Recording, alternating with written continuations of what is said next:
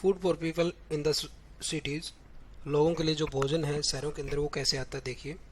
While many people lived in the cities, others living in the countryside grew crops.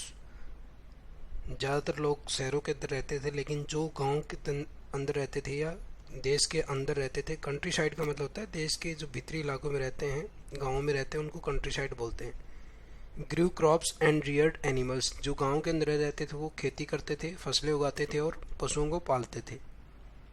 These farmers and herders supplied food to crafts persons, scribes and rulers in the cities. ये जो किसान होते थे और ये जो इकट्ठा करने वाले लोग होते थे, भोजन सप्लाई करते थे, भोजन भेजते थे शिल्पकारों को, जो लेखक होते थे, लिखने वाले होते थे उनको, और जो शासक शहर के अंदर रहते थे उनको ये भोजन भेजते थे, किसान लोग और जो गांव के अंदर हार्डिंग का काम करते थे वो लोग। We know from remains of plants that the Harappans grew wheat, barley, pulses, peas, rice, sesame, linseed and mustard. जो अवशेष प्राप्त हुए हैं उनसे हमें पता चलता है कि यहाँ पे कौन कौन से पौधे उगाए जाते थे। हड़प्पा के लोग कौन कौन से पौधे उगाते थे? वो उगाते थे गेहूँ, जौ, दालें, मटर, चावल, तिल, सरसों, और उसके अलावा लिनसीड, ये रहता है अलसी।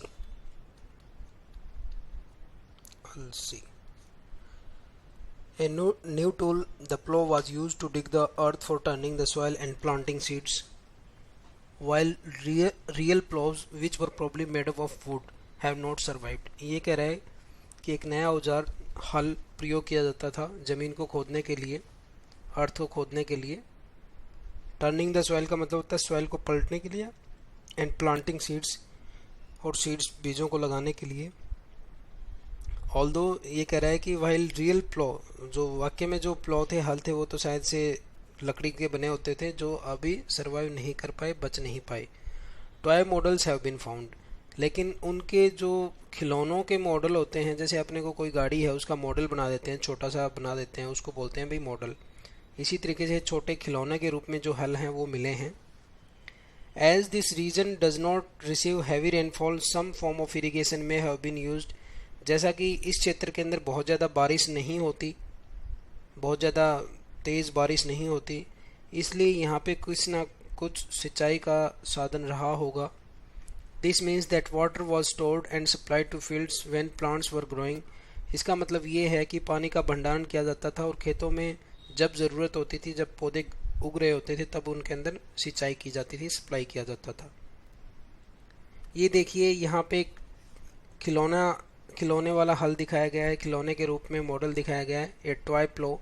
Today in many farming communities only men use the plough, we do not know whether the Harappans followed such customs और नॉट। ये कह रहा है कि भैया आजकल जितने भी समाज हैं, जितने भी कम्युनिटीज़ हैं, समूह के जितने भी लोग हैं, वो हल केवल आदमी ही चलाते हैं, औरतें नहीं चलाती। अब हमें ये नहीं पता भी हड़प्पा के टाइम पे औरतें चलाते थे या आदमी चलाते थे हल, ये हमें नहीं पता है, लेकिन हल का प्रयोग ज़रूर था, क्योंकि मॉडल तभी बनता है जब कोई चीज़ वहाँ पे प्रयोग में होती है। आज के दिन जहाज़ का मॉडल बनाया जाता है, क्यों बनाया जाता है? क्योंकि जहाज़ उड़ रहे हैं भाई, इसलिए बनाया जाता है। आगे देखिए, Harappans Rudyard cattle, ship, got and buffalo. Harappa के जो लोग हैं वो क्या क्या पालते थे? पशु पालते थे। उन पशुओं में क्या थे भाई? भेड़ थी, बकरी थी और भैंस थी। Water and postures were available around settlement. जो सेटलमेंट क्या होता है? बस्ती, जहाँ पे कोई चीज़, कोई लोग रहता है उसको सेटलमेंट बोलते हैं। बस्तियों के नज़दीक पानी और चरगा अवेलेबल होते थे। पॉस्चर्स होते हैं जहाँ पे पशु चरते हैं, ओपन में, खुले ग्राउंड में जहाँ घास लगा होता है, जहाँ पे पशु चरते रहते हैं, उसको चारागाह बोलते हैं, pasture. However in the dry summer months large herds of animals were probably taken to greater distances in search of grass and water. Probably शायद से गर्मियों के महीने में पशुओं के जो बड़े बड़े झुंड होते थे, जो सूखी गर्मी होती थी, उनके अंदर पशुओं के झुंड बनाकर उनको शायद से बहुत दूरी पर ले जाया जाता था। किसकी तलाश में भाई? चारे की तलाश में, घास की तलाश में और पानी की तलाश में उनको, पशुओं को बड़े बड़े झुंड बनाकर दूसरी जगह ले जाया जाता था। इन सर्च ऑफ की तलाश में, इन सर्च ऑफ ये फ्रेज हो गया अभी, की तलाश में, किसकी तलाश में, की तलाश में, किसकी तलाश में थे, घास की और पानी की। इन सर्च ऑफ ये जहाँ पे भी आता है इसका मतलब होता है की तलाश में, ठीक है। हर्ड्स का आपको पता है, झुंड। They also collected fruits like बेर, caught fish and hunted wild animals like antelope।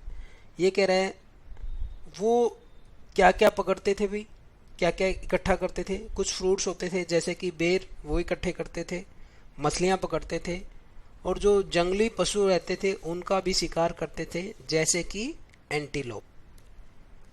Chiru, antelope क्या रहता है भाई, भिरक कह सकते हैं, हिरण कह सकते हैं, एक तरीके का हिरण कह सकते हैं एंटीलोप। इनको भी वो पकड़ते थे, इनका भी शिकार करते थे। एक closure look Harappan towns in Gujarat, आइए काफ़ी नज़दीक से देखते हैं हड़प्पा के जो शहर थे गुजरात के अंदर। The city of Dholavira was located on Khadir Beyt in Rann of Kutch. जो धोलावीरा का शहर है वो कहाँ पे था भाई, रन ऑफ कच्छ में था, स्थित था। लोकेटेड मतलब स्थित होना।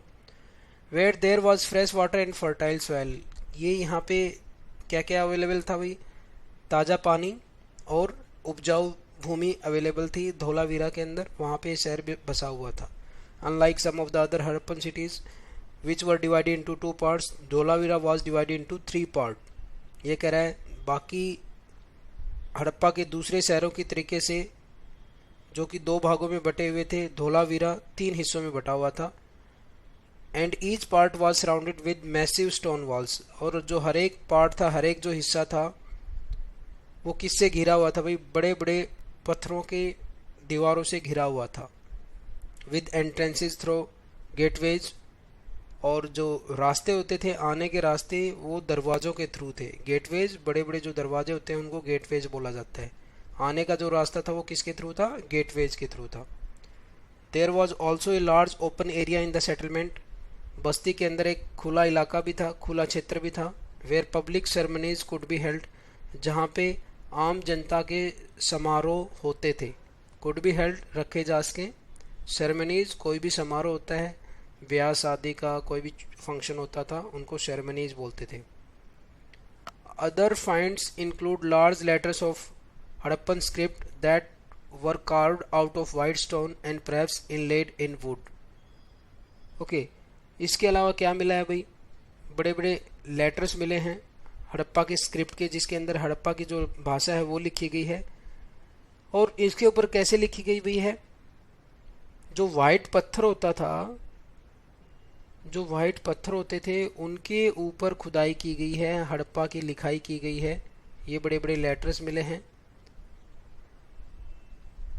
And perhaps inlaid in would, और फिर इनको लिखकर बाद में किस में लगा दिया गया, शायद से लकड़ी के अंदर लगा दिया गया, फिक्स कर दिया गया भाई। This is a unique find as generally Harappan's writing has been found on small objects such as seals। ये एक यूनिक फाइंडिंग है जिसमें बड़े बड़े पत्थरों के ऊपर खुदाई करके, कार्विंग करके उसके ऊपर लिखाई की गई और फिर उनको लकड़ी में लगा दिया गया। ये धोलावीरा की एक स्पेशल बात है।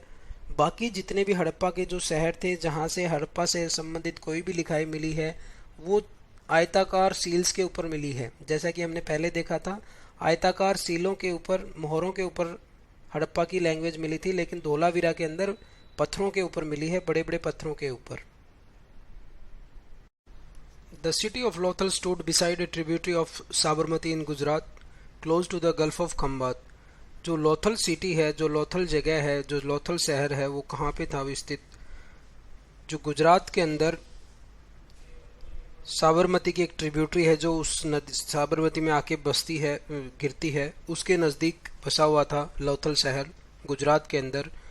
कहाँ कि गल्फ ऑफ खंबात के ये नज़दीक पड़ता है, close to gulf of Khambat, gulf of Khambat के नज़दीक। It was situated near areas where raw material such as semi precious stones were easily available.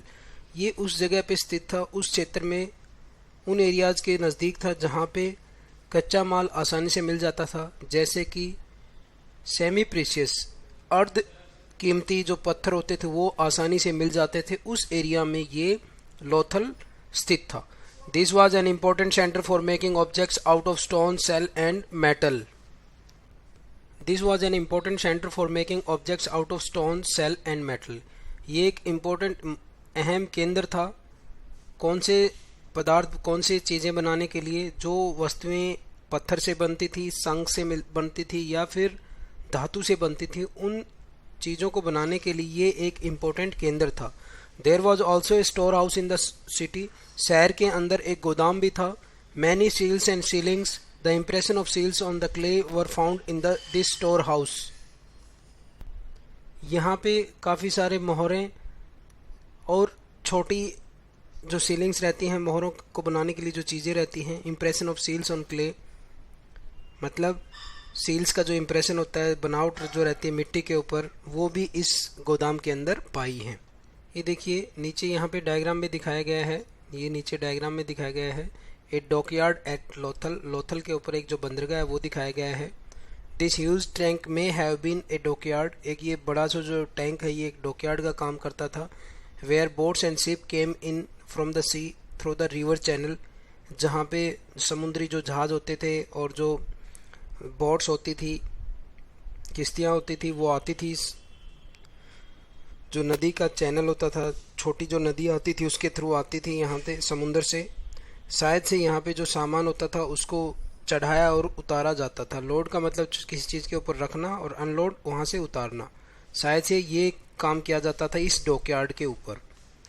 आगे देखिए, a building that was found here was probably a workshop for making beads, piece of stone, half made beads, tools for bead making and finished beads have all been found here। एक building भी मिली शायद से जहाँ पे मनकों से संबंधित काम किया जाता था, मनके बनाने का काम किया जाता था। वहाँ पे पत्थर के टुकड़े मिले हैं, हाफ मेड कुछ बने हुए, आधे बने हुए मनके मिले हैं। वहाँ औजार मिले हैं जो मनके बनाने के काम आते थे। कुछ बने हुए फिनिश्ड बीड्स का मतलब जो पूर्णतः बन चुके थे, इस तरीके के मनके भी यहाँ पे पाए गए हैं। कौन सी? लोथल के अंदर, एक बिल्डिंग के अंदर। उसके बाद है सील्स एंड सीलिंग्स। सील मोहरें और मोहरबंदी। सीलिंग का क्या मतलब हो गया? मोहर को बनाना कह सकते हो, या फिर वो चीज़ें जो मोहर को बनाने में प्रयोग में ली जाती है, उनके बारे में हम देखते हैं। Seals may have been used to stamp bags और packets containing goods that were sent from one place to another. मोहरों का क्या काम होता है भाई? शायद से उनके ऊपर ठप्पा लगाने का काम आती थी, उन बैग्स के ऊपर या उन पैकेट्स के ऊपर जो कि सामान लेकर जा रहे हैं एक जगह से दूसरी जगह। अभी भी देखा आपने, अगर पोस्ट ऑफिस में जाओ तो वहाँ पे वो बैग पैक करके उसके ऊपर सील लगा देते हैं, ठीक है। After a bag was close और tied, a layer of wet clay was applied on the knot and the seal was pressed on it. The impression of seal is known as sealing. ये कह रहा है कोई भी bag जब बंद कर दिया जाता था या उसको बांध दिया जाता था, उसके बाद गीली मिट्टी उस गांठ के ऊपर लगा दी जाती थी और उसके ऊपर एक सील मोहर लगा दी जाती थी। और ये जो इम्प्रेशन होता था, ये मोहर का जो इम्प्रेशन जो आती थी, बनावट आती थी, उसको क्या कहते थे? सीलिंग। ये देखिए जैसे कि एक सील दिखाई गई और इसके ऊपर ये क्या है? सीलिंग है। जो ये बनावट आ गई इसको सीलिंग बोलते हैं और एज सच इसको क्या बोलेंगे? सील बोलेंगे। If ceiling was intact one could be sure that goods have arrived safely. अगर मान लीजिए एक सील लगा दी और उसके ऊपर एज इट इज ये सीलिंग पहुंच रही है, तो इसका मतलब क्या है? गुड्स जैसे डाले गए थे वैसे के वैसे। लेकिन अगर ये टूटी हुई है बीच में से सील, ये सीलिंग टूटी हुई है, तो इसका मतलब कहीं ना कहीं कुछ ना कुछ गड़बड़ हुआ है।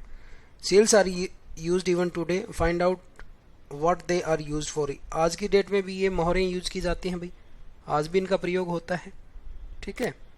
उसके बाद कहते हैं the mystery of the end. किस तरीके से हम वो रहस्य जानने की कोशिश करते हैं कि कैसे इसका खात्मा हुआ, किस तरीके से समाप्त हुई कोई चीज़, उस रहस्य को जानने की कोशिश करते हैं। Around 3900 years ago we find the beginning of a major change. लगभग 3900 साल पहले हम एक बदलाव का समय देखते हैं। People stopped living in many of the cities. बहुत से शहरों में लोगों ने रहना बंद कर दिया। Writing, seals and weights were no longer used. जो लिखने का काम, मोहरों का और बाट का जो काम था वो अब प्रयोग में नहीं था। Raw materials brought from long distances became rare. कच्चे माल का बहुत दूरी से लाना बहुत कम हो गया था। रेयर का मतलब कभी कभार कोई काम करना, उसको रेयर बोलते हैं। In Mohenjodaro we find that garbage piled up on the street, the drainage system broke down and new और less impressive houses were built even over the streets. ये कह रहा है मोहनजोदड़ो के अंदर हमने क्या पाया, बड़े बड़े गार्बेज के कूड़े के ढेर मिले गलियों के अंदर, जो पानी की निकासी का सिस्टम था वो भी टूट गया था, और नए लेकिन कम इम्प्रेसिव जो ज़्यादा अच्छे मकान नहीं थे वो बनाए गए, इवन और द स्ट्रीट गलियों के ऊपर भी वो मकान बनाए गए। Why did all this happen we are not sure, यह सब क्यों हुआ हमें नहीं पता। Some scholars suggest that the rivers dried up, कुछ विद्वानों का कहना है कि नदियां सूख गई। Others suggest that there was deforestation, कुछ का कहना है कि वनों की कटाई कर दी गई। This could have happened because fuel was required for baking bricks and for smelting copper ores, शायद से जंगलों की वनों की कटाई इसलिए कर दी गई क्योंकि ईंटें पकाने के लिए और तांबे को पिघलाने के लिए ईंधन की जरूरत थी और वो वनों से ही मिलता था। बिसाइड्स, इसके अलावा grazing by large herds of cattle sheep and goat may have destroyed the green cover, इसके अलावा जो पशुओं के झुंड जो चरगाह पे चढ़ते थे, भेड़ें और जो बकरियां वहां पे रहती थी, उन्होंने भी ग्रीन कवर को डिस्ट्रॉय किया, उसको नष्ट किया। In some areas there were floods, कुछ क्षेत्रों में बाढ़ें आ गई। But none of these reasons can explain the end of all cities, लेकिन कोई भी कारण इन सभी शहरों के विनाश को एक्सप्लेन नहीं कर सकता, व्याख्या नहीं कर सकता कि किस तरीके से ये सारे शहर एक साथ नष्ट हो गए। फ्लडिंग और a river drying up would have had an effect in only some areas, ये कह रहा है बाढ़ आने की वजह से या नदी के सूख जाने की वजह से केवल कुछ ही क्षेत्रों के अंदर प्रभाव आता, ऐसा नहीं था कि सभी सिटीज एक साथ समाप्त हो जाते। तो हमें नहीं पता कि हड़प्पा किस वजह से लॉस्ट हुआ, हड़प्पा का क्या वजह रही, लेकिन ये कुछ कारण रहे होंगे। It appears as if rulers lost control, ऐसा भी प्रतीत होता है कि जो शासक है उनका नियंत्रण खत्म हो गया था। इन एनी केस, किसी भी सूरत के अंदर, किसी भी वाक्य के अंदर, the effect of change are quite clear, ये तो निश्चित है कि कोई ना कोई परिवर्तन हुआ। Sites in Sindh and west Punjab were abundant while many people moved into newer and smaller settlements to the east and south, ये कह रहा है इसमें कोई संदेह नहीं है, जो सिंध और पश्चिमी पंजाब के अंदर जो आजकल पाकिस्तान में है उनको खाली कर दिया गया। वर अबंडेंट, त्याग दी गई। अबंडेंट का मतलब होता है छोड़ देना, त्याग कर देना किसी चीज का। लेकिन बहुत सारे जो लोग थे वो नई जगह छोटी बस्तियों के अंदर पहुंच गए, पूर्व और दक्षिण में, पूर्व और दक्षिण में छोटी छोटी बस्तियों के अंदर लोग पहुंच गए। New cities emerged about 1400 years later, 1400 साल के बाद नए शहरों की उत्पत्ति हुई। इनके बारे में आप चैप्टर 6 और 9 के अंदर पढ़ोगे। एल्सवेयर कहीं और देखते हैं। Find Egypt in your Atlas, Egypt का पता लगाइए अपने मैप के अंदर, एटलस के अंदर देखकर इजिप्ट का पता लगाओ। Most of the Egypt is a dry desert except for the lands along the river Nile, Nile नदी के किनारे के छोड़कर, उसके आसपास की ज़मीन को छोड़कर बाकी जितना भी इजिप्ट का जो शहर है, इजिप्ट जो देश है वो ड्राई डेजर्ट है, सूखा मरुस्थल है। Around 5000 year ago Kings ruled over Egypt, 5000 साल पहले वहाँ पे राजा लोगों का शासन होता था। These kings sent armies to distant land to get gold, silver, ivory, timber and precious stones. ये राजा अपनी सेना को भेजते थे दूर दराज के ज़मीनों तक सोना, चांदी, हाथी दांत, लकड़ी और कीमती पत्थर लेने के लिए। They also build huge tombs known as pyramids, उन्होंने बड़े बड़े टॉम्स भी बनाए, मकबरे भी बनाए, जिनको पिरामिड के नाम से जाना जाता है, जैसा कि ये दिखाया गया है pyramid. When they died the bodies of king were preserved and buried in these pyramids, जब वो मर जाते थे तब राजा लोगों की जो का शरीर होता था उसको यहाँ पे सुरक्षित रखा जाता था और दफनाया जाता था। These carefully preserved bodies are known as mummies, ये जो ध्यानपूर्वक जो शरीर संभाल कर रखे जाते थे उनको मम्मीज कहते हैं। क्या कहते हैं भाई? Mummies. A large number of objects were also buried with them, उनके साथ बहुत सारी वस्तुएं भी दबा दी जाती थी, दफना दी जाती थी। बरी का मतलब दबा दिया जाना। These included food and drink, clothes, ornaments, utensils, musical instruments. इनके अंदर क्या क्या शामिल है? भोजन और पीने के पदार्थ, कपड़े, ऑर्नामेंट्स, गहने, बर्तन, बजाए जाने वाले वाद्य यंत्र, म्यूजिकल इंस्ट्रूमेंट, वाद्य यंत्र, वेपन्स, हथियार और पशु। Sometimes even serving man and women were buried with the rulers, कई बार जो सेवक होते थे, सेवक आदमियों और औरतों को भी दफना दिया जाता था। These are amongst the most elaborate burial known in the world history. ये सबसे ज़्यादा जो प्रसिद्ध जो कब्रें हैं पूरे संसार के इतिहास में वो ये हैं। ठीक है भाई। Do you think Kings would have needed these things after death? क्या आपको लगता है मृत्यु के बाद राजा को इन चीज़ों की ज़रूरत होगी? ये लोगों का अंधविश्वास था। लोग राजा मरने के बाद किसको क्या चाहिएगा। एल्सवेयर कहीं और देखते हैं। Find Egypt in your Atlas. Egypt को का पता लगाइए अपने मैप के अंदर, एटलस के अंदर देखकर इजिप्ट का पता लगाओ। Most of the Egypt is a dry desert except for the lands along the river Nile. Nile नदी के किनारे के छोड़कर, उसके आसपास की ज़मीन को छोड़कर बाकी जितना भी इजिप्ट का जो शहर है, इजिप्ट जो देश है, वो ड्राई डेजर्ट है, सूखा मरुस्थल है। Around 5000 year ago Kings ruled over Egypt. 5000 साल पहले वहाँ पे राजा लोगों का शासन होता था। These kings sent armies to distant land to get gold, silver, ivory, timber and precious stones. ये राजा अपनी सेना को भेजते थे दूर दराज के ज़मीनों तक सोना, चांदी, हाथी दांत, लकड़ी और कीमती पत्थर लेने के लिए। They also build huge tombs known as pyramids. उन्होंने बड़े बड़े टॉम्स भी बनाए, मकबरे भी बनाए, जिनको पिरामिड के नाम से जाना जाता है, जैसा कि ये दिखाया गया है pyramid. When they died, the bodies of king were preserved and buried in these pyramids. जब वो मर जाते थे तब राजा लोगों की जो का शरीर होता था उसको यहाँ पे सुरक्षित रखा जाता था और दफनाया जाता था। These carefully preserved bodies are known as mummies. ये जो ध्यानपूर्वक जो शरीर संभाल कर रखे जाते थे उनको मम्मीज कहते हैं। क्या कहते हैं भाई? Mummies. A large number of objects were also buried with them. उनके साथ बहुत सारी वस्तुएं भी दबा दी जाती थी, दफना दी जाती थी। बरी का मतलब दबा दिया जाना। These included food and drink, clothes, ornaments, utensils, musical instruments. इनके अंदर क्या क्या शामिल है? भोजन और पीने के पदार्थ, कपड़े, ऑर्नामेंट्स, गहने, बर्तन, बजाए जाने वाले वाद्य यंत्र, म्यूजिकल इंस्ट्रूमेंट, वाद्य यंत्र, वेपन्स, हथियार और पशु। Sometimes even serving man and women were buried with the rulers. कई बार जो सेवक होते थे, सेवक आदमियों और औरतों को भी दफना दिया जाता था। These are amongst the most elaborate burial known in the world history. ये सबसे ज़्यादा जो प्रसिद्ध जो कब्रें हैं पूरे संसार के इतिहास में वो ये हैं। ठीक है भाई। Do you think Kings would have needed these things after death? क्या आपको लगता है मृत्यु के बाद राजा को इन चीज़ों की ज़रूरत होगी? ये लोगों का अंधविश्वास था। लोग राजा मरने के बाद किसको क्या चाहिएगा।